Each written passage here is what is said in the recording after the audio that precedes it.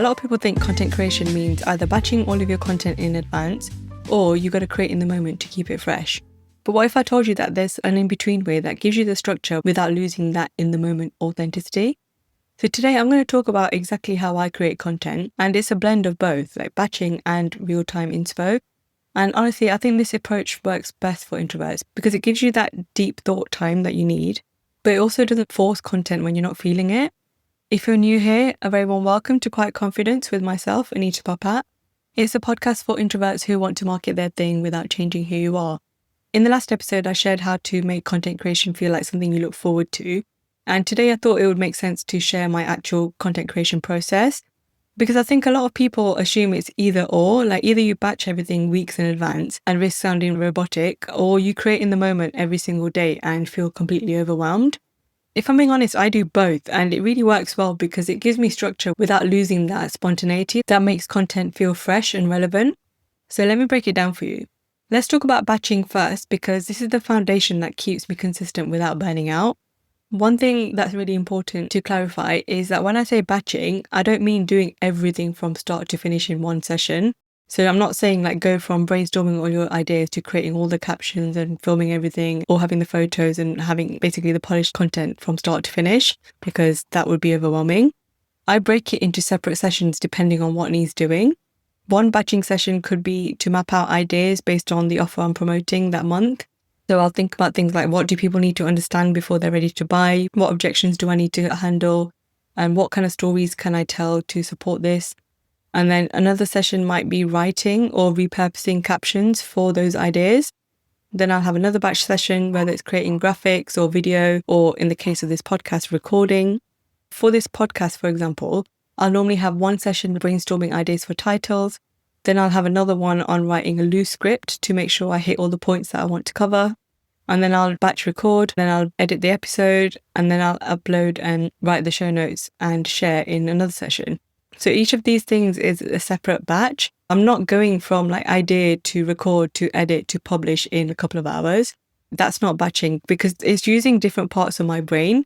Like when I'm looking for content ideas, that's a different part of my brain to when I'm editing the podcast, for example. I guess what I'm trying to say is to work in focused chunks where you're doing one type of task at a time. And that's going to be more efficient and way less draining than doing loads of different things at once, because your brain's not trying to switch to different modes. Like I said in the last episode, I have specific times blocked out in my calendar to create content. For me, that's usually afternoons, because that's when my energy is the highest. And I want to create content in the high energy moments because I'll be more in flow, my ideas will come to me easier, and the words will just kind of pour out at me and they'll feel right. And I want to infuse my content with that energy so that the people reading or listening can feel that. That's the reason I don't force content creation in the morning. I'll wait until the time where I know my brain is a bit more awake. During these batching sessions, I'll usually create the foundational evergreen stuff, like the topics I know my audience needs to hear that's not tied to what's happening in a particular week. So things like the core principles I teach, the frameworks I use with clients, mindset shifts, content that would be just as relevant next month as it is today. I'm not trying to write like 10 perfect posts in one sitting. I'm just creating bones and kind of key points of things I want to talk about. Sometimes that could be just a headline. Sometimes it's a few bullet points of what I want to say. I don't fully write everything in advance because then I'll lose my natural voice and I don't want it to sound too polished or planned. So I'll kind of structure the main points and the strategy and then leave room to add my voice when I'm actually ready to post. And this works really well because if I know what I'm selling that month, I can make sure I'm creating content that leads to that offer. And I've got room to add like my voice and the in the moment bits when I'm ready to post. But I'm not thinking about what I'm going to post thing because I've already mapped it out. Now let's talk about the real-time inspiration, because this is where your content is going to get really good. So throughout the week, I'm capturing moments as they happen. I'll often go through like my diary from the previous week and think about the client calls, the DMs I've had, any observations I've made, things that I might be personally going through. And I'll use these for analogies or stories that I can infuse into my content. These are the moments that make content feel alive and relevant and in the moment.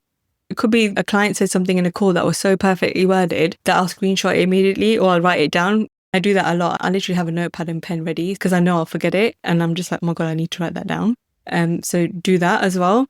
And it might not be words. It could be that I've noticed like 3 different people ask the same question in my DMs. Or maybe I'm scrolling Instagram and there's a certain way that people are saying things, or there's a trend that I like. I could use that as inspiration in my content. When it's time to post, I'll look at what I've batched and I'll look at what's fresh, and then I'll decide which one feels right for the day. Sometimes the batch content is perfect and I'll just add a bit of the in the moment stuff to make it feel timely. And sometimes the in the moment stuff is so good that I'll scrap the batch post and just go with the fresh one instead. That flexibility means that I'm not really forcing content that doesn't feel right. And I've said this enough now, like energy infused content is important to me because your audience are going to feel it. I think this hybrid approach to content works really well for us introverts for a few reasons. The first one is that batching gives you that deep work time. So you're not trying to come up with ideas on the spot every single day, and it lets you take the time to do the thinking in advance, which is what we thrive in, right? That time and space to mull things over and really, really think about things. But you're also not locked into a rigid schedule. Like if something happens during the week that's more relevant, you can pivot. So you've got the structure with the freedom as well. And you're not performing every single day. You're not on all the time. You can batch the creative thinking. And when it comes to sharing, it's just a matter of choosing what to share and then adding your voice to it. It takes the pressure off without sacrificing the consistency, which is really important. Let me walk you through what this looks like in practice in case it helps you visualize it. Every week, usually on a Friday, I'll review what I've got batched and think, okay, which of these topics feel relevant right now? And then I'll look at my calendar or even my camera roll for real-time moments and think, okay, is there anything here that needs to be shared this week while it's still fresh? Then I'll map out a rough plan, not a rigid schedule, just a sense of what I want to share the following week. And throughout the week, I'll have been capturing like new moments, screenshots, voice notes, quick observations. And when it comes to actually creating the post, I'll pull content from whichever area feels right. Sometimes I'll go back to the batch post with a fresh intro. Sometimes it's a completely new post based on something that's just happened. The key is that I'm never scrambling. I've always got something ready to go, but I'm also never posting something that feels stale or irrelevant. I'll often use my intuition or my gut to kind of draw me to what I'm feeling like posting that day. I get that sounds very woo, but it works for me. And in terms of tools, I like to keep it really simple. I use notes and voice notes on my phone for capturing ideas in the moment. That's where all my raw thoughts go. Then I have a simple Notion board for capturing all of my client language and another calendar for all of my batch content. Nothing fancy, just a topic, the key points, and maybe a few phrases I want to include. And then I'll use something like Meta Business Suite for scheduling, so I'm not logging on every single day to post, or the LinkedIn scheduler if I'm posting to LinkedIn. I basically live on Canva to create all of my graphics. I literally have 2 types of fonts, a few brand colors, and a couple of templates on Canva. And I'll just change the colors, but keep the templates the same. So it's really simple. I don't use complicated content calendars or project management tools really. I just have somewhere to dump my ideas, sort them out a bit, paste them into a Canva template that I've created and schedule or post them. That's it. I know I've made that sound simple, like, oh, yeah, it's really easy. And I get there's all the mindset stuff that comes up as well. But I found that if you write stuff and schedule it, you're kind of taking the in the moment emotion out and it doesn't feel as bad as like writing the thing and posting it straight away. 1, it helps you stay consistent, but 2, it helps you overcome that, oh my God, is this good enough? And all of those imposter thoughts that come into your head that might stop you from sharing it. So if you want to use this approach, here's what I'd recommend. First, find your high energy window and block time for batching. Having that time blocked in your calendar creates discipline and you're not waiting to feel like it because that day might never come. Like, trust me, I know. And if you make it something that you look forward to, then you will commit to that time. And then secondly, start capturing real-time moments, like keep a note on your phone, screenshot things, voice note ideas. Just capture the things before you forget, because if you tell yourself you're going to remember that when it comes to creating content, you won't. When it comes to batching, batch the bones of the post, not the whole post. Outline your foundational content so that you leave room to add in your voice when it's time to post. And give yourself permission to pivot. Like if something more relevant comes up in the week, go with that instead. The batch content will still be there and you can use it at another time. So don't use that as a straitjacket to be like, no, I batched this, I need to do that. Like give it some flex and keep it simple. You don't need fancy tools or complicated systems. You just need a way to capture ideas and a way to organize them. Whichever way works for you is the right way. If it gets you organizing your ideas and more importantly, posting them consistently, then that's more than enough. So the goal here isn't perfection, it's consistency without the burnout, but also structure without losing that spontaneity.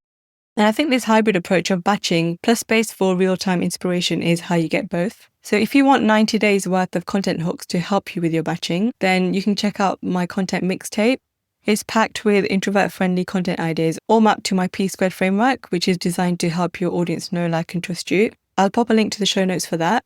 And if you want help building a whole marketing rhythm that feels like you, not just the content, but the full strategy behind who you are and what makes you different and how to really infuse that in your content, then Silent Storm might be the right next step for you. And you can find more information in the show notes for that too. As always, a huge thank you for listening. I would really appreciate if you could rate and review if you haven't already done so, and also share this with your network so that we can help even more introverted business people build their quiet confidence and make that loud impact in the world. Speak soon.